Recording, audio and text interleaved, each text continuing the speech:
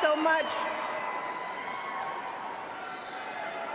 You know, it's hard to believe that it has been 8 years since I first came to this convention to talk with you about why I thought my husband should be president.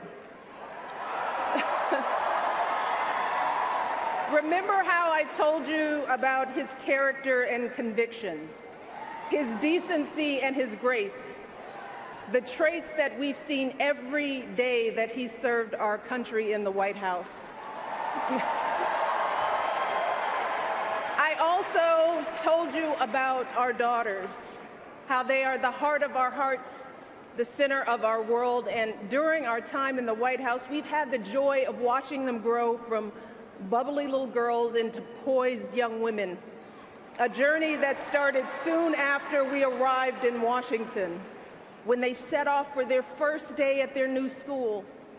I will never forget that winter morning as I watched our girls, just 7 and 10 years old, pile into those black SUVs with all those big men with guns.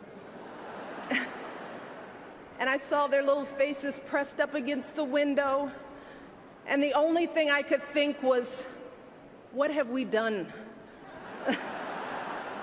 See, because at that moment, I realized that our time in the White House would form the foundation for who they would become, and how well we managed this experience could truly make or break them.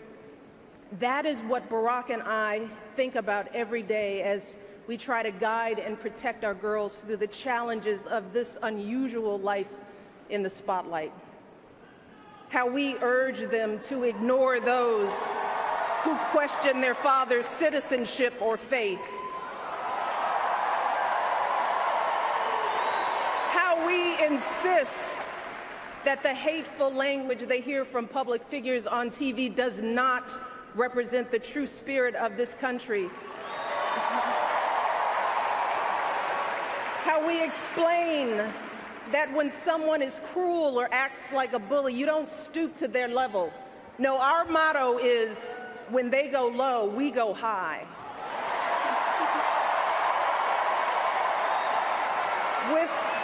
With every word we utter, with every action we take, we know our kids are watching us. We as parents are their most important role models. And let me tell you, Barack and I take that same approach to our jobs as President and First Lady, because we know that our words and actions matter, not just to our girls, but to children across this country. Kids who tell us, I saw you on TV, I wrote a report on you for school. Kids like the little black boy who looked up at my husband, his eyes wide with hope, and he wondered, is my hair like yours? And make no mistake about it, this November when we go to the polls, that is what we're deciding. Not Democrat or Republican, not left or right. No, in this election and every election is about who will have the power to shape our children for the next 4 or 8 years of their lives.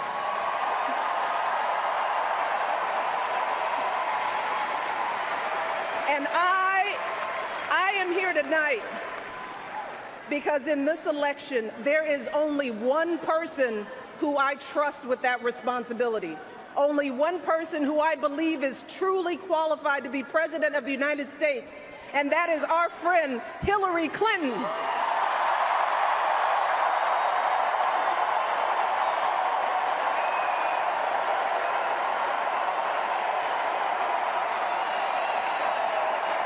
That's right. See,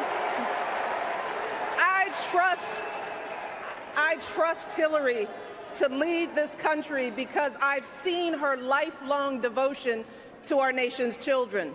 Not just her own daughter, who she has raised to perfection, but every child who needs a champion.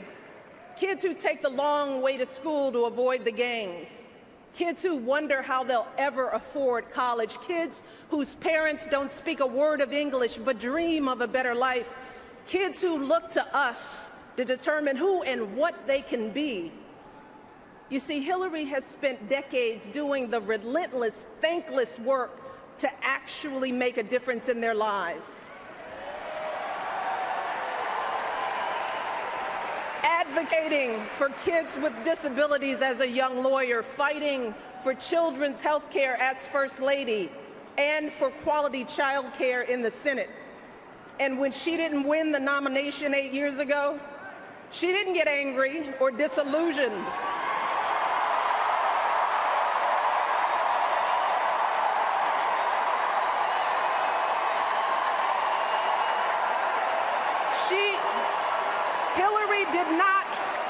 Hillary did not pack up and go home, because as a true public servant, Hillary knows that this is so much bigger than her own desires and disappointments. So she proudly stepped up to serve our country once again as Secretary of State, traveling the globe to keep our kids safe. And look, there were plenty of moments when Hillary could have decided that this work was too hard, that the price of public service was too high, that she was tired of being picked apart for how she looks or how she talks or even how she laughs. But here's the thing. What I admire most about Hillary is that she never buckles under pressure. She never takes the easy way out. And Hillary Clinton has never quit on anything in her life.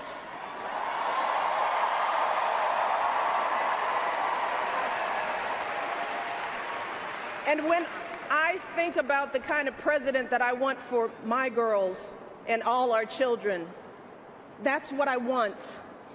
I want someone with the proven strength to persevere, someone who knows this job and takes it seriously, someone who understands that the issues a president faces are not black and white and cannot be boiled down to 140 characters. Look, because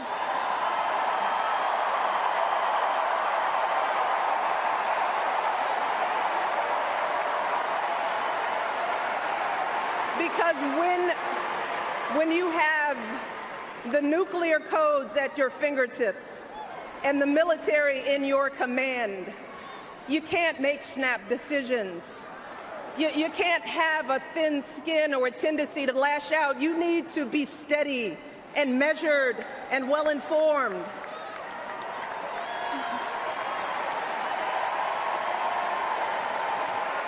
I want a president with a record of public service, someone whose life's work shows our children that we don't chase fame and fortune for ourselves. We fight to give everyone a chance to succeed.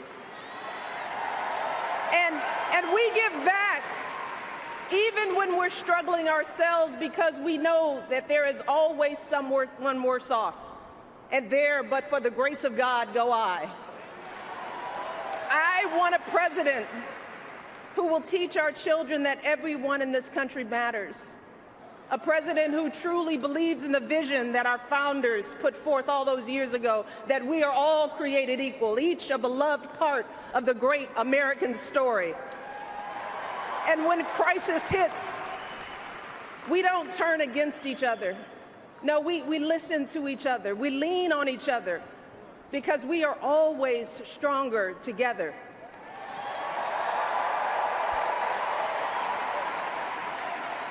And I am here tonight because I know that that is the kind of president that Hillary Clinton will be. And that's why in this election, I'm with her.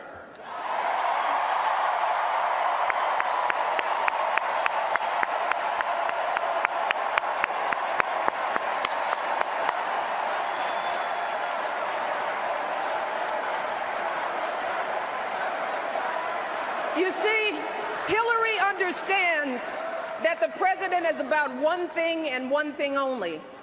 It's about leaving something better for our kids. That's how we've always moved this country forward, by all of us coming together on behalf of our children. Folks who volunteer to coach that team, to teach that Sunday school class, because they know it takes a village. Heroes of every color and creed who wear the uniform and risk their lives to keep passing down those blessings of liberty. Police officers and protesters in Dallas who all desperately want to keep our children safe. People who lined up in Orlando to donate blood because it could have been their son, their daughter in that club.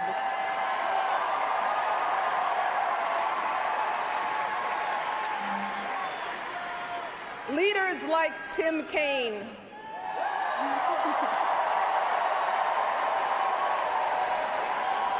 who show our kids what decency and devotion look like. Leaders like Hillary Clinton, who has the guts and the grace to keep coming back and putting those cracks in that highest and hardest glass ceiling until she finally breaks through, lifting all of us along with her. That is the story of this country, the story that has brought me to this stage tonight, the story of generations of people who felt the lash of bondage, the shame of servitude, the sting of segregation, but who kept on striving and hoping and doing what needed to be done so that today I wake up every morning in a house that was built by slaves.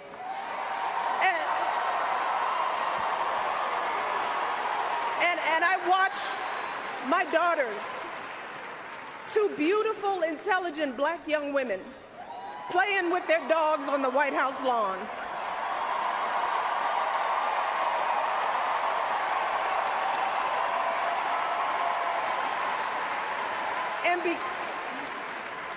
And because of Hillary Clinton, my daughters and all our sons and daughters now take for granted that a woman can be president of the United States.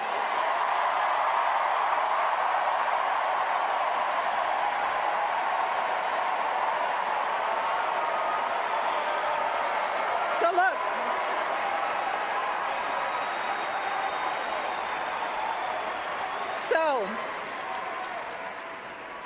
don't let anyone ever tell you that this country isn't great, that somehow we need to make it great again, because this right now is the greatest country on earth.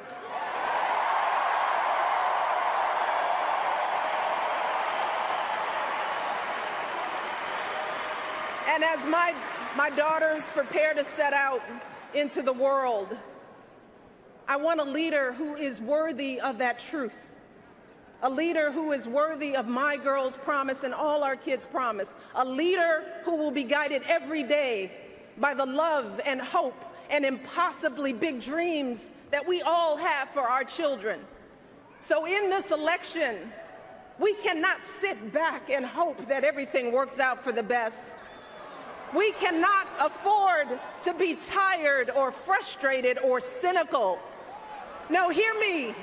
Between now and November, we need to do what we did 8 years ago and 4 years ago.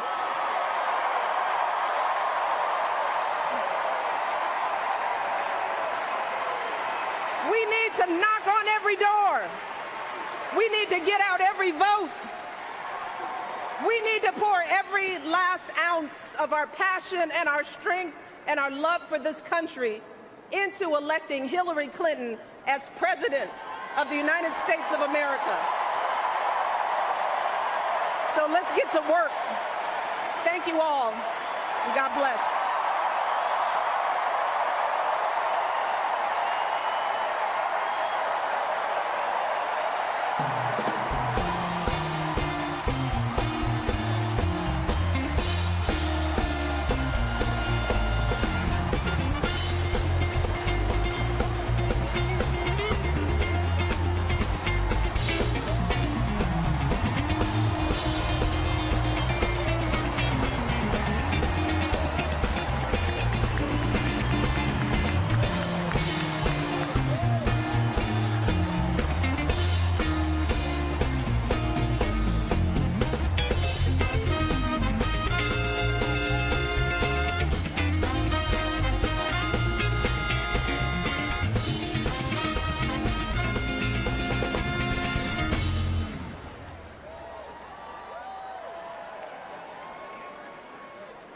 Ladies and gentlemen, please welcome Representative Joseph Kennedy III from Massachusetts.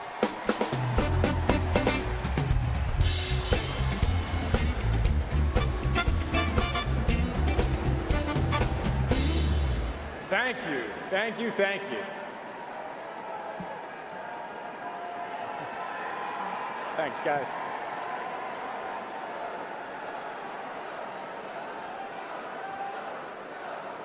It's my first day of law school, my very first class. The goal? Escape unscathed. Not 3 seconds in, and I get the first question. Mr. Kennedy, what is the definition of a subset?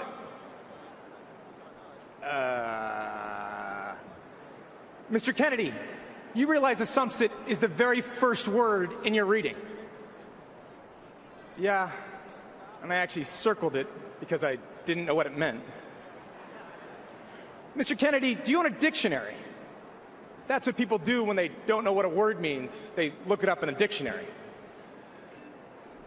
I never showed up unprepared for Professor Elizabeth Warren ever again.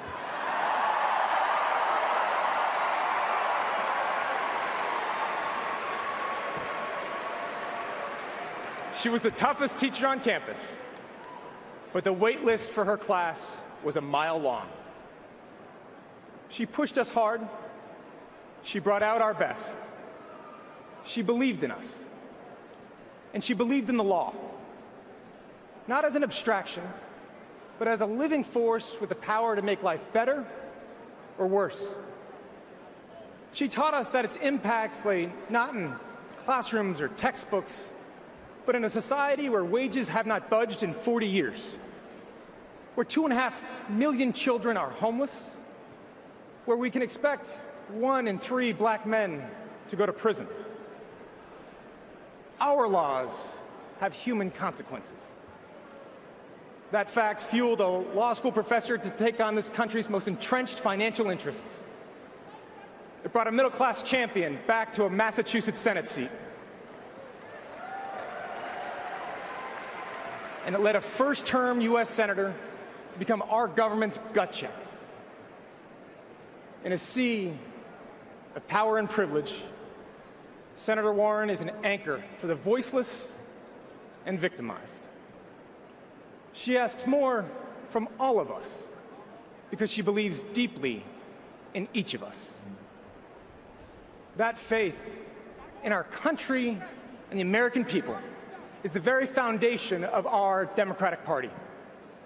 It echoes through this arena tonight and through every classroom, living room, and hearing room that Senator Elizabeth Warren has ever touched. Ladies and gentlemen, it is my honor to introduce to you your senator, my senator, our senator, Senator Elizabeth Warren.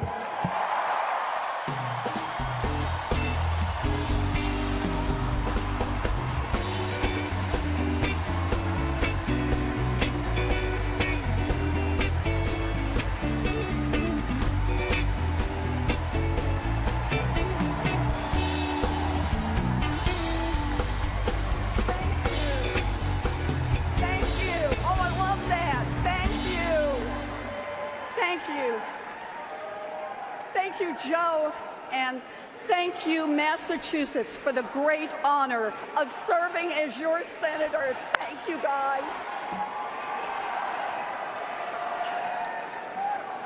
What a night. Wow. Michelle Obama, Cory Booker, and we still have Bernie coming up.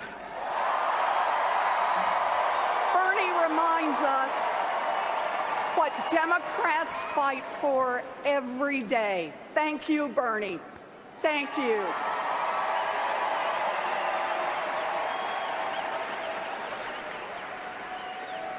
Now, we are here tonight because America faces a choice, the choice of a new president. On one side is a man who inherited a fortune from his father and kept it going by cheating people, by skipping out on debts. A man who has never sacrificed anything for anyone. a man who cares only for himself every minute of every day. On the other side is one of the smartest, toughest, most tenacious people on this planet. A woman who fights for children, for women, for health care, for human rights. A woman who fights for all of us and who is strong enough to win those fights. We're here today because our choice is Hillary Clinton. I'm with Hillary. I'm with Hillary. I'm with Hillary. You know, for me, this choice is personal. It's about who we are as a people. It's about what kind of a country we want to be. I grew up in Oklahoma. My daddy ended up as a maintenance man, and my mom worked a minimum wage job at Sears. My 3 brothers served in the military. The oldest was career, 288 combat missions in Vietnam. The second worked construction, and the third started his own small business. Me? I got married at 19, graduated from a commuter college in Texas that cost $50 a semester. The way I see it, I'm a janitor's daughter who became a public school teacher, a professor, and a United States senator. America is truly a country of opportunity. Truly. I am deeply grateful to that America. I believe in that America, but I'm worried. I'm worried that my story is locked in the past, worried that opportunity is slipping away for people who work hard and play by the rules. I mean, look around. Americans bust their tails, some working 2 or 3 jobs, but wages stay flat. Meanwhile, the basic costs of making it from month to month keep going up. Housing, healthcare, childcare, the costs are out of sight. Young people are getting crushed by student loans. Working people are in debt. Seniors can't stretch a Social Security check to cover the basics. And even families who are okay today worry it could all fall apart tomorrow. This is not right. It is not.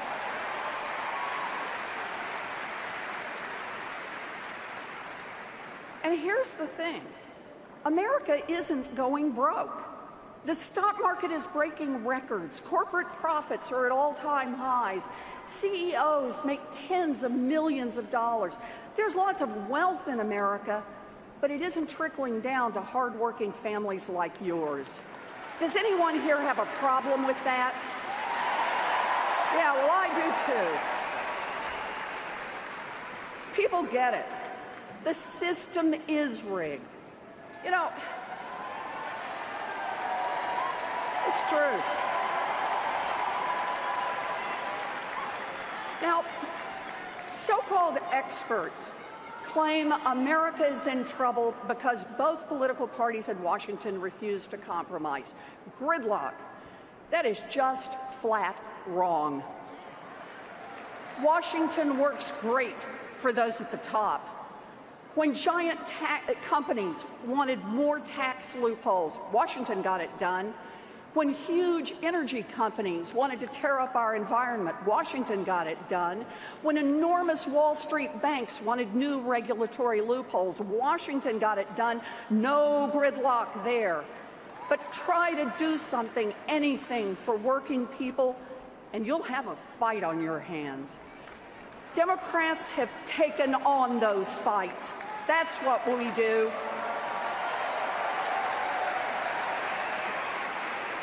Democrats fought to get health insurance for more Americans. Democrats fought for a strong consumer agency so big banks can't cheat people.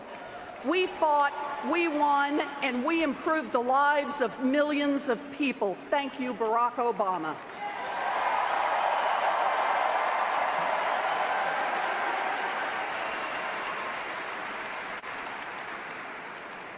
Yes, we won but Republicans and lobbyists battled us every step of the way. 5 years later, that consumer agency has returned $11 billion to families who were cheated. And Republicans, they're still trying to kill it. Now look, I'm not someone who thinks that Republicans are always wrong and Democrats are always right. There's enough blame to go around. But there is a huge difference between people fighting for a level playing field and the people fighting to keep the system rigged. Look at Congress since the Republicans took over. Democrats proposed refinancing student loans, and Republicans, they said no. Democrats proposed ending tax breaks for corporations that ship jobs overseas, and Republicans, they said no. Democrats proposed raising the minimum wage, and Republicans, they said no. So to every Republican in Congress who said no, this November, the American people are coming for you. Yeah. Yep. Yes.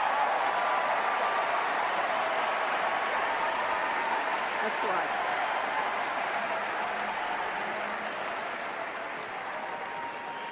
And where was Donald Trump?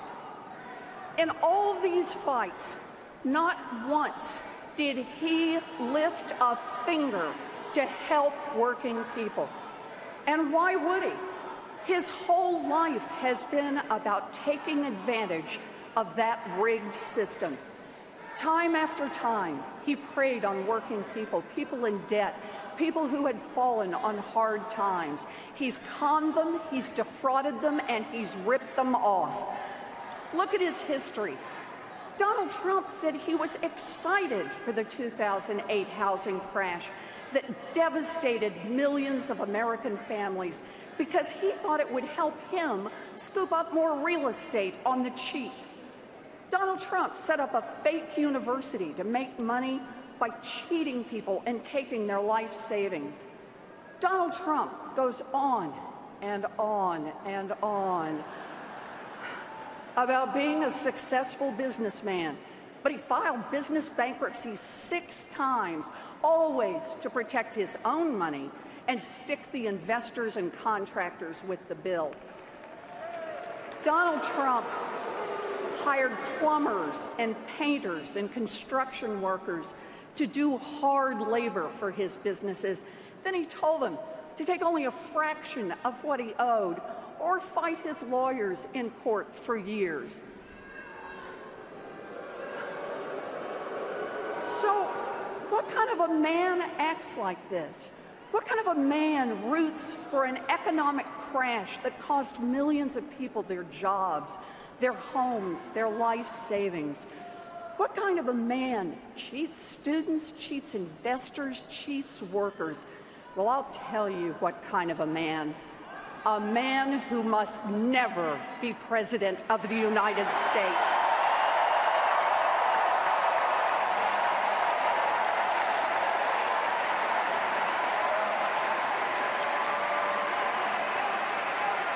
Never. And we've got the leaders to make it happen. Hillary Clinton and Tim Kaine. They're going to make it happen. You bet.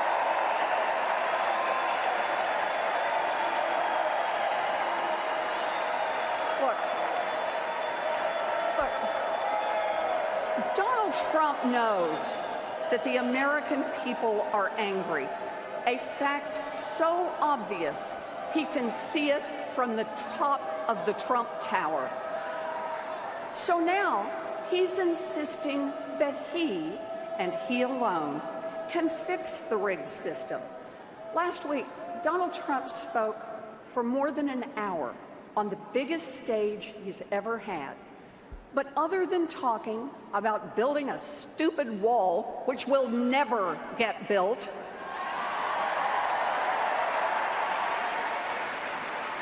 other than that wall, did you hear any actual ideas? Did you hear even one solid proposal from Trump for increasing incomes or improving your kids' education or creating even one single good-paying job? Look, let's face it. Donald Trump has no real plans for jobs or for college kids or for seniors. No plans to make anything great for anyone except rich guys like Donald Trump. Just look at his ideas. Donald Trump wants to get rid of the federal minimum wage. Donald Trump wants to roll back financial regulations and turn Wall Street loose to wreck our economy again. And Donald Trump has a tax plan to give multimillionaires and billionaires like himself an average tax cut of $1.3 million a year. You know, you're struggling to put your kids through college, and Donald Trump thinks he needs a $1 million tax break? Trump's entire campaign is just one more late-night Trump infomercial. Hand over your money, your jobs, your children's future, and the great Trump hot air machine will reveal all the answers.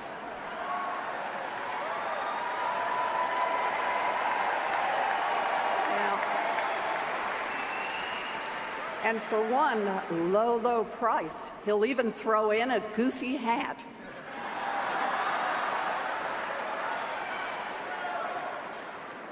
And here's the really ugly underside to his pitch.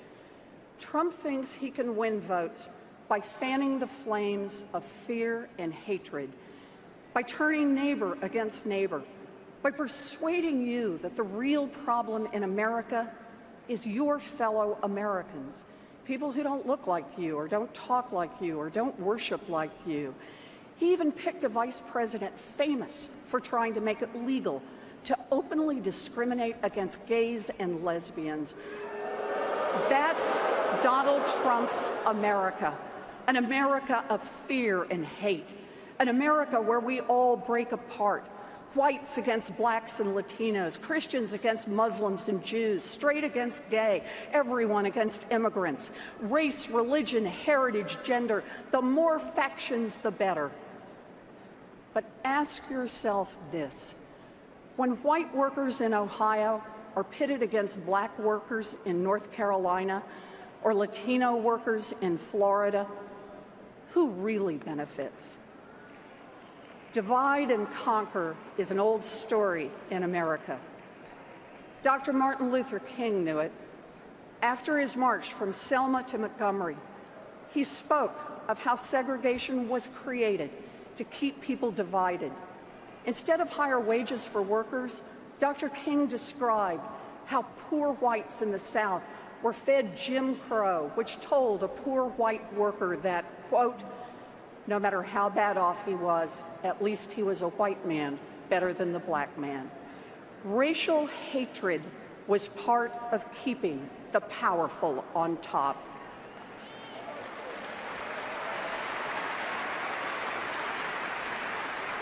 When we turn on each other, bankers can run our economy for Wall Street, oil companies can fight off clean energy, and giant corporations can ship the last good jobs overseas.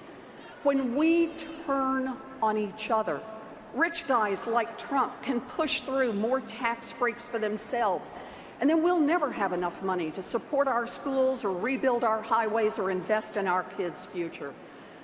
When we turn on each other, we can't unite to fight back against a rigged system. Well, I've got news for Donald Trump. The American people are not falling for it. We've seen this ugliness before, and we are not going to be Donald Trump's hate-filled America. Not now, not ever.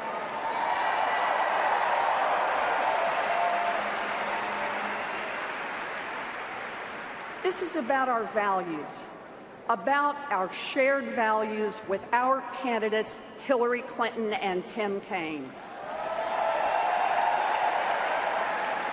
Let's talk about those values. We believe that no matter who you are, no matter where you're from, no matter who you love, equal means equal. Hillary will fight to make sure discrimination has no place in America, and we're with her.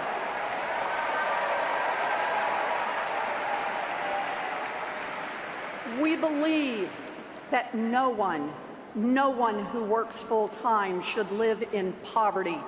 Hillary will fight for raising the minimum wage, fair scheduling, paid family and medical leave, and we're with her.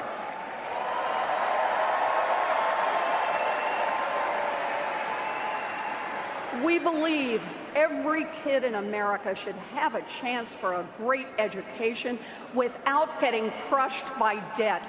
Hillary will fight for refinancing student loans and debt-free college. We are with her. And we believe that after a lifetime of hard work, seniors should be able to retire with dignity. Hillary will fight to expand Social Security, strengthen Medicare, and protect our retirement accounts. And we're with her.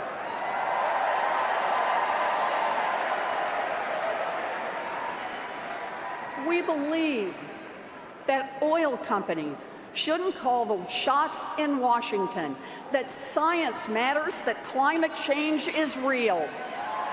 Hillary will fight to preserve this earth for our children and grandchildren, and we're with her.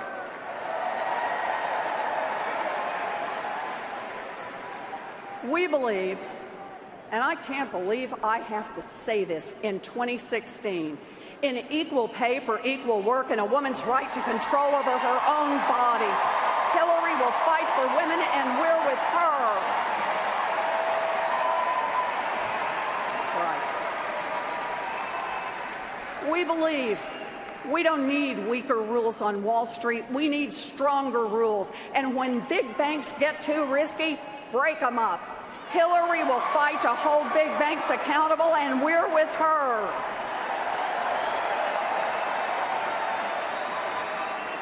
And we believe that the United States should never sign trade deals that help giant corporations but leave workers in the dirt. Hillary will fight for American workers, and we're with her.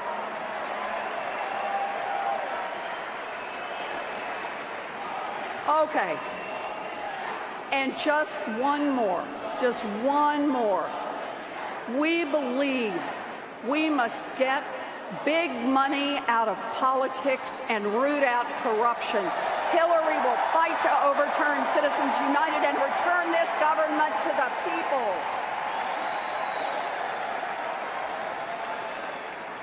If you believe that America must work for all of us, not just for the rich and powerful, if you believe we must reject the politics of fear and division, if you believe that we are stronger together, then let's work our hearts out to make Hillary Clinton the next president of the United States. Thank you.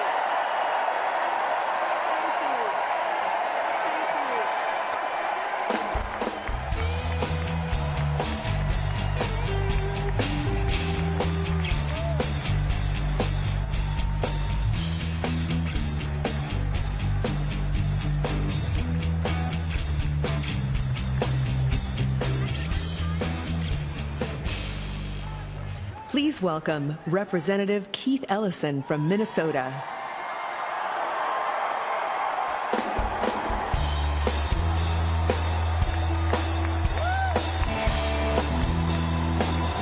How you doing, Democrats?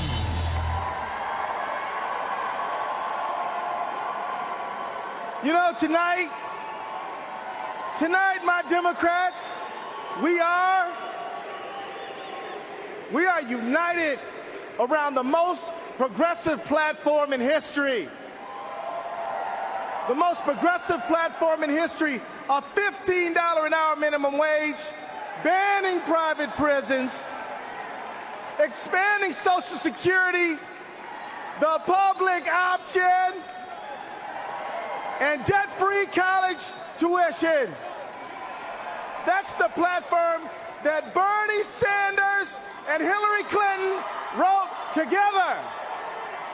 And that's the platform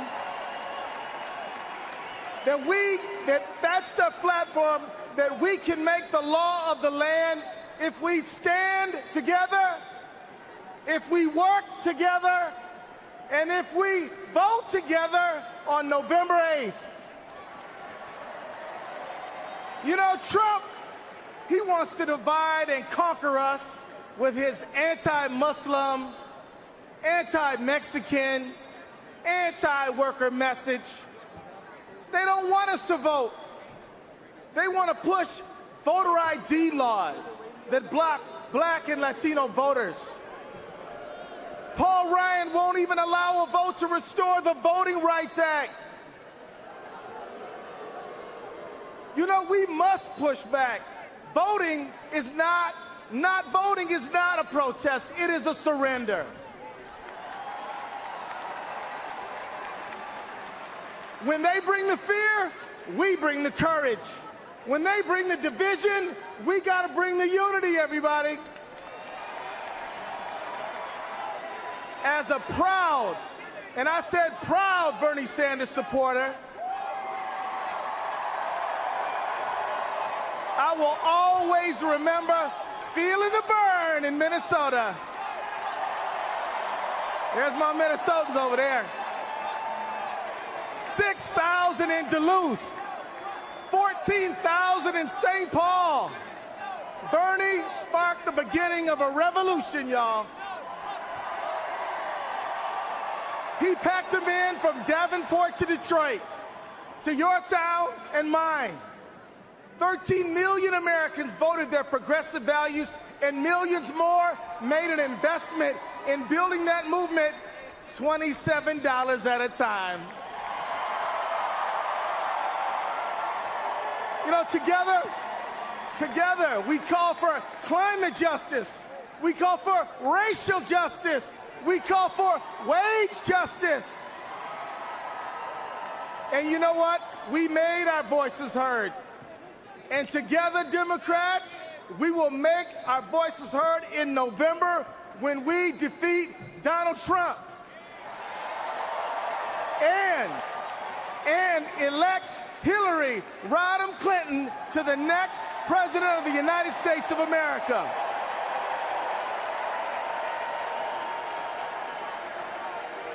But tonight,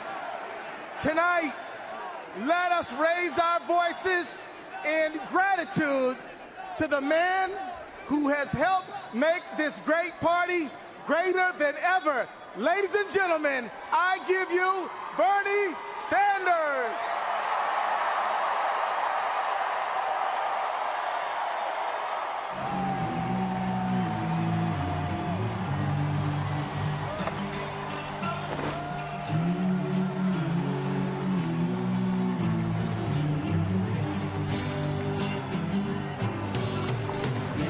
Be lovers when we are choose together.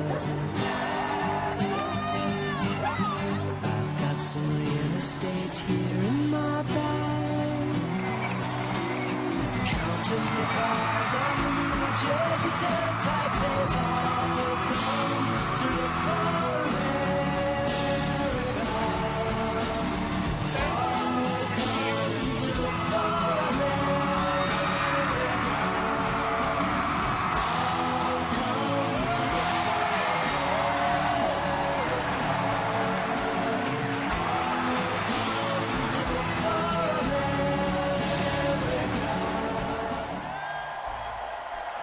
Please welcome Senator Bernie Sanders from Vermont.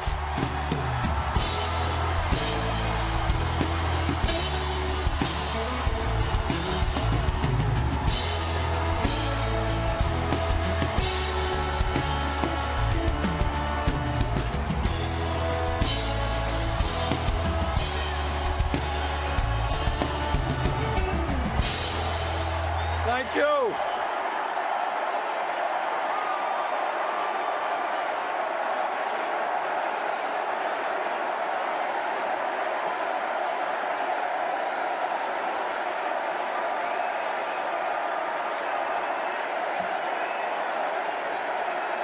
Thank you.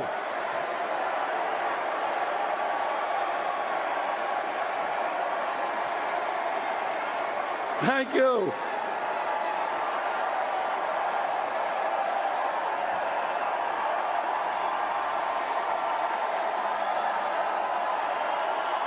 Thank you.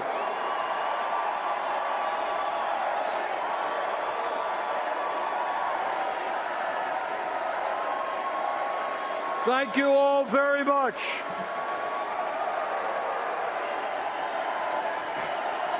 Thank you.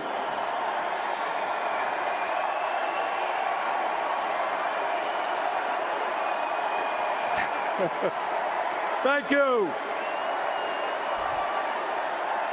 Thank you very much.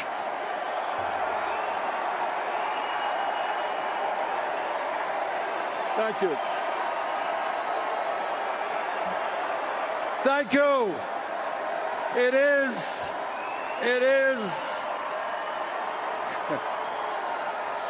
an honor.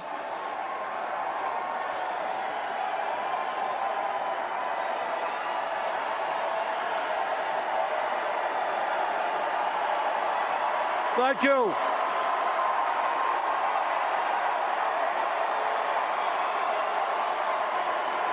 Thank you very much.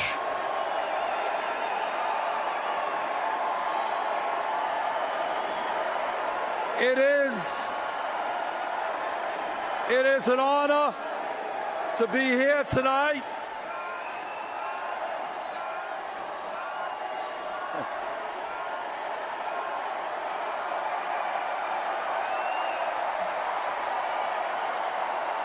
Thank you.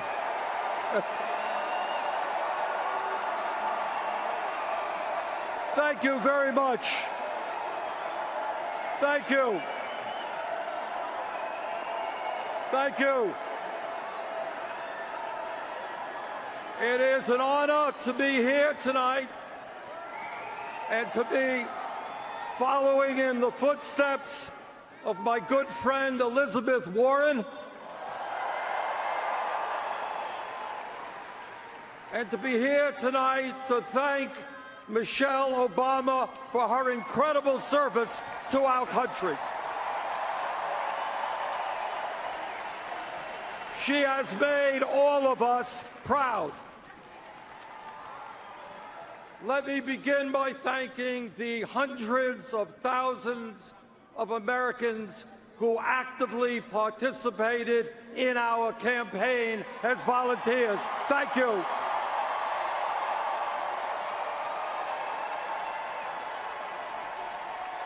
Let me thank the 2.5 million Americans who helped fund our campaign with an unprecedented 8 million individual campaign contributions.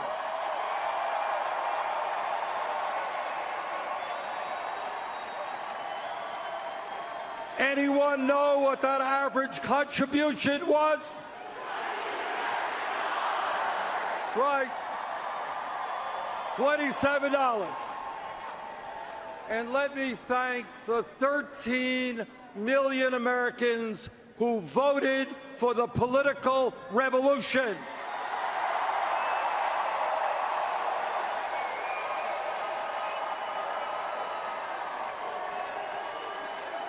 Giving us the 1,846 pledged delegates here tonight.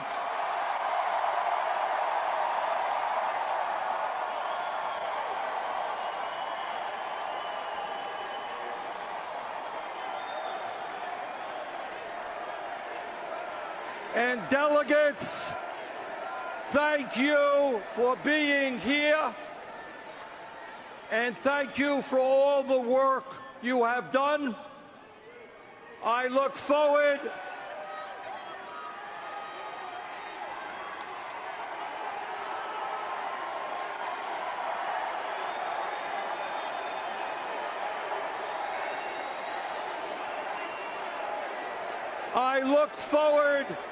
to your votes during the roll call tomorrow night.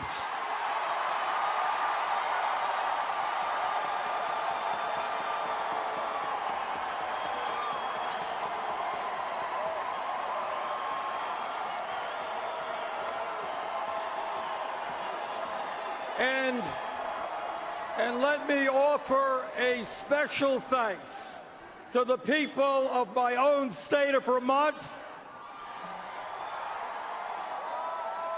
who have sustained me and supported me as a mayor, congressman, senator, and presidential candidate. And to my family, my wife Jane, our 4 kids, and 7 grandchildren, thank you very much. I understand that many people here in this convention hall and around the country are disappointed about the final results of the nominating process. I think it's fair to say that no one is more disappointed than I am.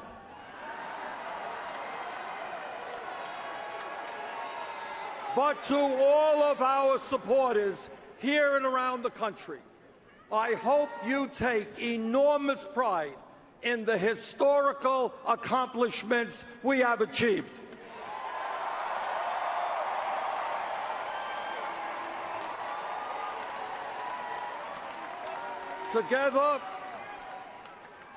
Together, my friends, we have begun a political revolution to transform America, and that revolution, our revolution, continues.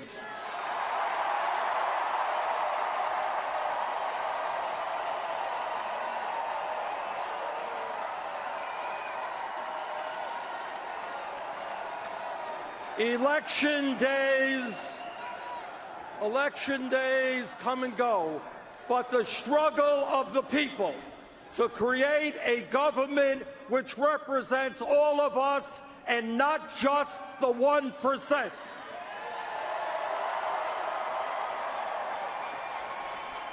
A government based on the principles of economic, social, racial, and environmental justice.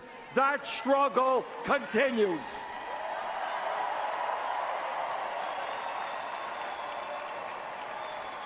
And I look forward to being part of that struggle with you.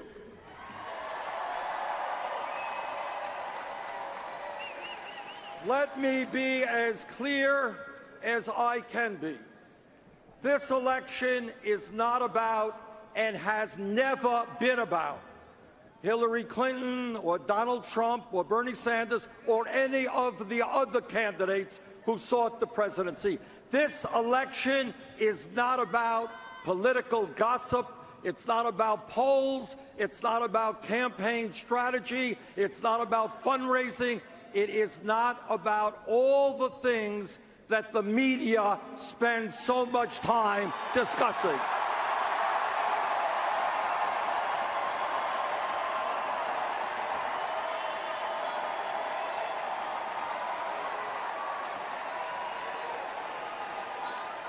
This election is about and must be about the needs of the American people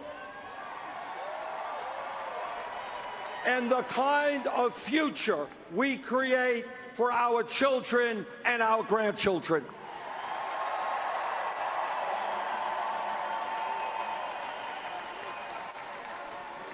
This election is about ending the 40-year decline of our middle class. The reality that 47 million men, women, and children today live in poverty. It is about understanding that if we do not transform our economy, our younger generation will likely have a lower standard of living than their parents. This election is about ending the grotesque level of income and wealth inequality in America today.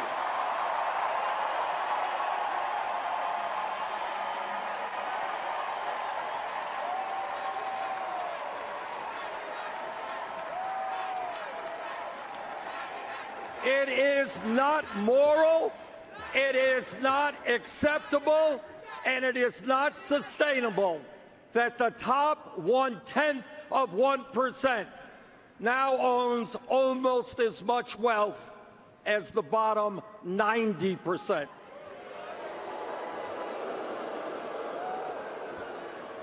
Or that the top 1% in recent years has earned 85% of all new income. That is unacceptable. That must change. This election is about remembering where we were 7.5 years ago when President Obama came into office after 8 years of Republican trickle-down economics. The Republicans want us to forget that as a result of the greed, recklessness, and illegal behavior on Wall Street, our economy was in the worst economic downturn since the Great Depression. That's where we were. That is where we were. Some 800,000 people a month were losing their jobs. 800,000 people. We were running up a record-breaking deficit of $1.4 trillion. And by the way, the world's financial system was on the verge of collapse. That's where we were when President Obama came into office. Well, we have come a long way in the last 7.5 years, and I thank President Obama and Vice President Biden.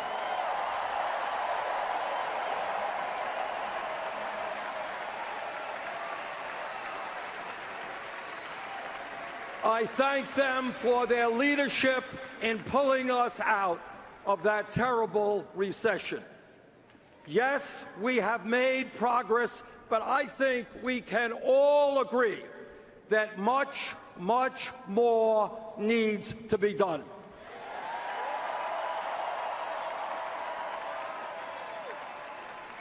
This election is about which candidate understands the real problems facing this country and has offered real solutions.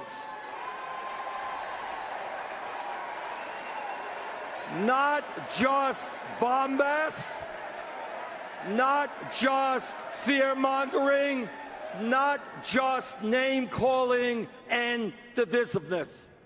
We need leadership in this country which will improve the lives of working families, the children, the elderly, the sick, and the poor.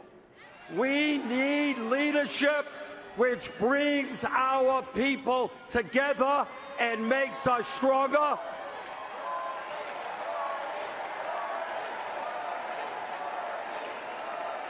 Not leadership which insults Latinos and Mexicans, insults Muslims and women, African Americans and veterans, and seeks to divide us up. By these measures, any objective observer will conclude that based on her ideas and her leadership, Hillary Clinton must become the next President of the United States.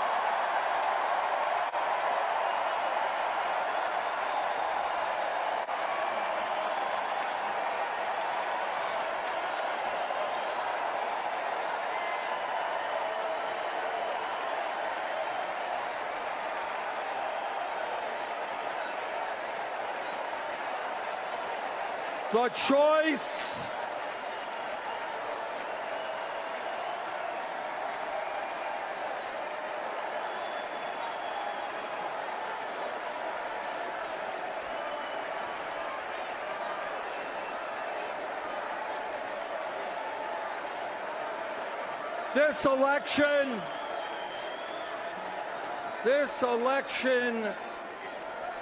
This election is about a single mother, a single mom I saw in Nevada.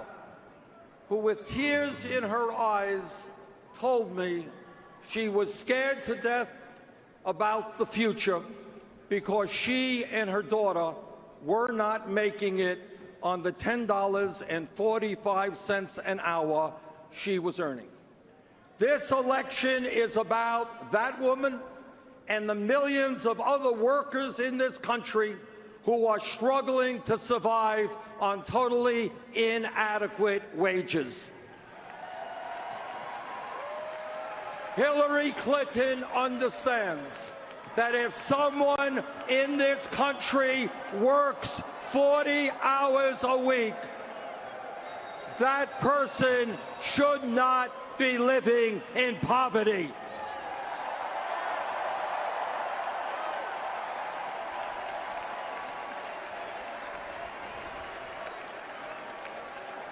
She understands that we must raise the minimum wage to a living wage. And she is determined to create millions of new jobs by rebuilding our crumbling infrastructure, our roads, bridges, water systems, and wastewater plants. But her opponent, Donald Trump, well, he has a very different point of view. He does not support raising the federal minimum wage of $7.25 an hour, a starvation wage. While Trump believes in huge tax breaks, huge tax breaks for billionaires, he believes that states should actually have the right to lower the minimum wage below $7.25. Brothers and sisters, this election is about overturning Citizens United.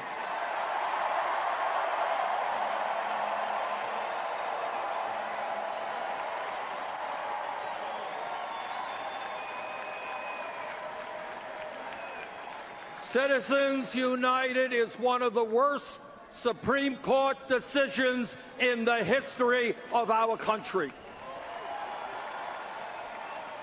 That decision allows the wealthiest people in America, like the billionaire Koch brothers,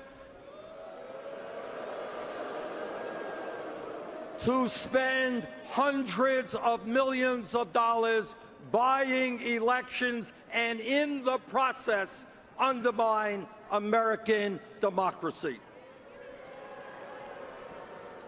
Hillary Clinton will nominate justices to the Supreme Court who are prepared to overturn Citizens United.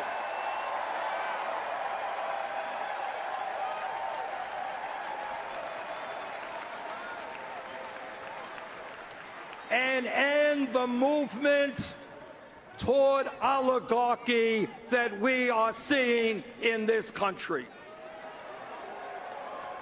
Her Supreme Court appointments will also defend a woman's right to choose,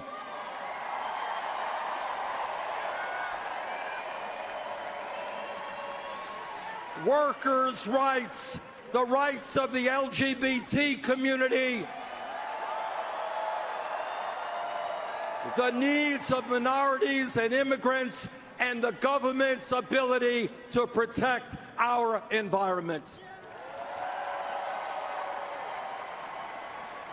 If you don't believe that this election is important, if you think you can sit it out, take a moment to think about the Supreme Court justices that Donald Trump would nominate.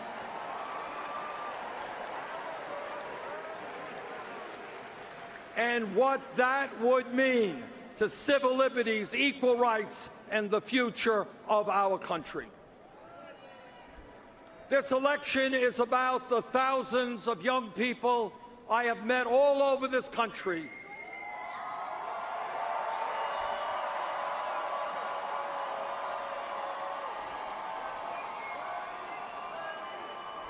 The thousands that I have met who left college deeply in debt, and tragically, the many others who cannot afford to go to college. During the primary campaign, Secretary Clinton and I both focused on this issue, but with somewhat different approaches. Recently, however, we have come together on a proposal that will revolutionize higher education in America.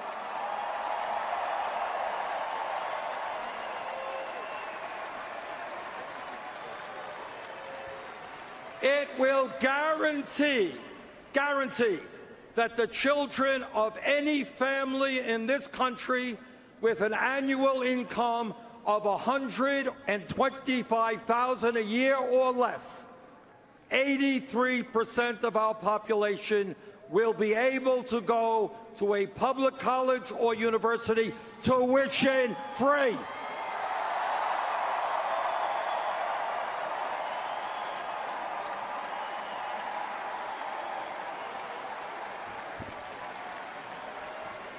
That proposal also substantially reduces student debt.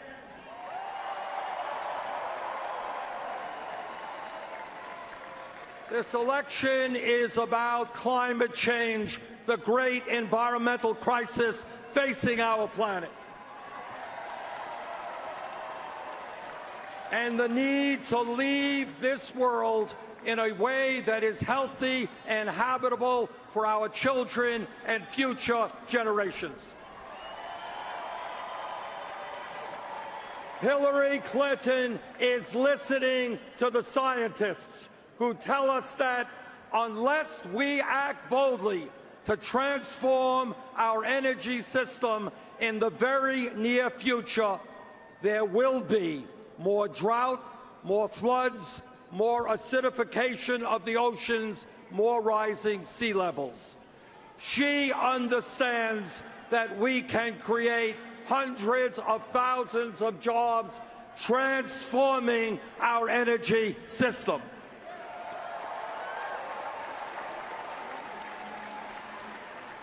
Donald Trump, well, like most Republicans, he chooses to reject science. He believes that climate change is a hoax, no need to address it. Hillary Clinton understands that a president's job is to worry about future generations, not the profits of the fossil fuel industry.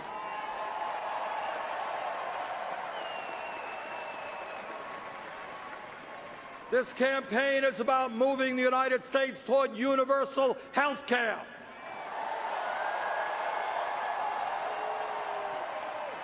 And reducing the number of people who are uninsured or underinsured. Hillary Clinton wants to see that all Americans have the right to choose a public option in their health care exchange.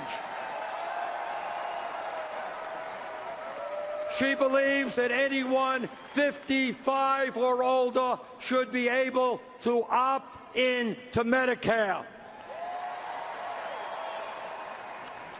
And she wants to see millions more Americans gain access to primary health care, dental care, mental health counseling, low-cost prescription drugs through a major expansion of community health centers. And what is Donald Trump's position on health care? Well, no surprise there. Same old Republican contempt for working families. He wants to abolish the Affordable Care Act, throw 20 million people off of health insurance, and cut Medicaid for lower-income Americans. Hillary Clinton also understands that millions of seniors, disabled vets, and others are struggling with the outrageously high cost of prescription drugs. and the fact that Americans pay the highest prices in the world for the medicine we use. She knows that Medicare must negotiate drug prices with the pharmaceutical industry. And that drug companies should not be making billions in profit when 1 out of 5 Americans are unable to afford the medicine they need. The greed of the drug companies must end.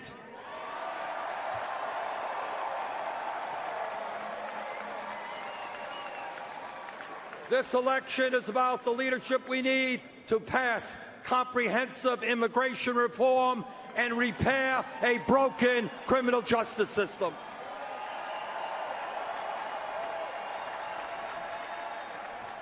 It's about making sure that young people in this country are in good schools and at good jobs, not rotting in jail cells.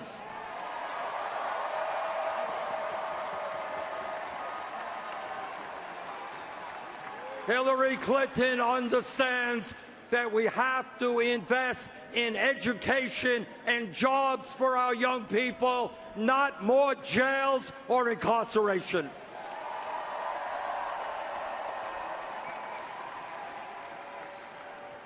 In these stressful times for our country, this election must be about bringing our people together, not dividing us up. While Donald Trump is busy insulting one group after another, Hillary Clinton understands that our diversity is one of our greatest strengths.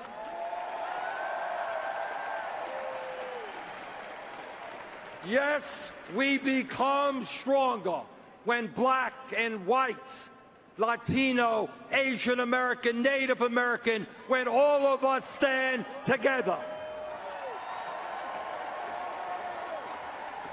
Yes, we become stronger when men and women, young and old, gay and straight, native-born and immigrant, fight together to create the kind of country we all know we can become.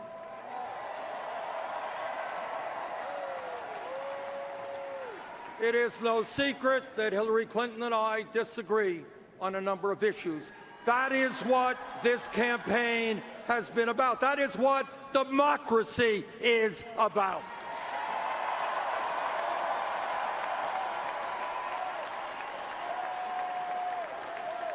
But I'm happy to tell you that at the Democratic Platform Committee, there was a significant coming together between the two campaigns, and we produced by far the most progressive platform in the history of the Democratic Party.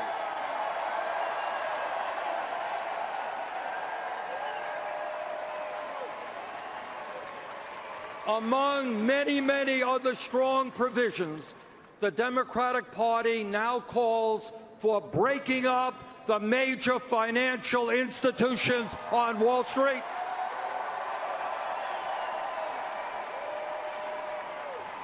and the passage of a 21st Century Glass-Steagall Act.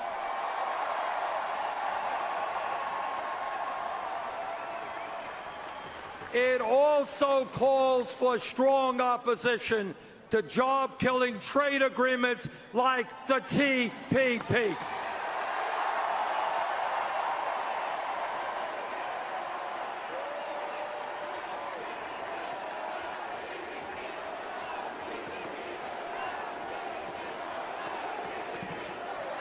Our job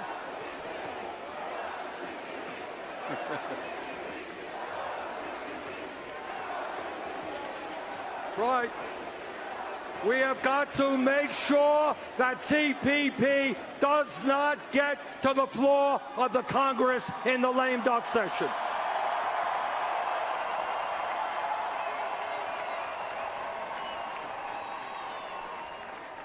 Our job now is to see that strong Democratic platform implemented by a Democratic-controlled Senate,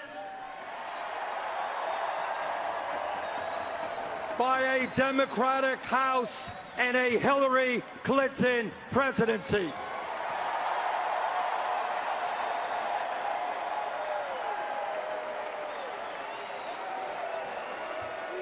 And I am going to do all that I can to make that happen.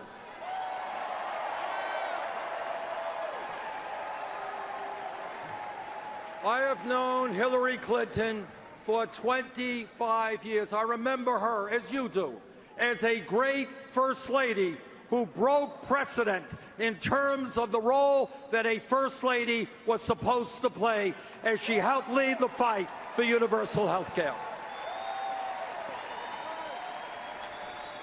I served with her in the United States Senate and know her as a fierce advocate for the rights of children, for women, and for the disabled.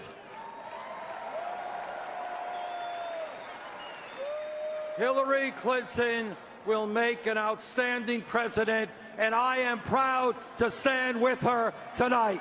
Thank you all very much.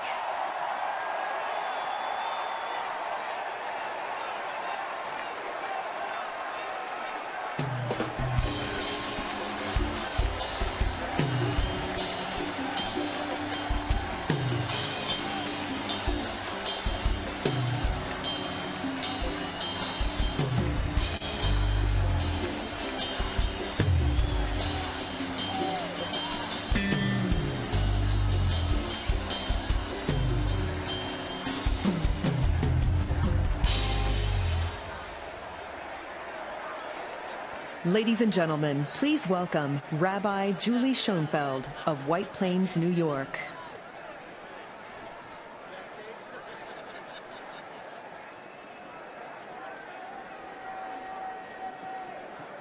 God of goodness,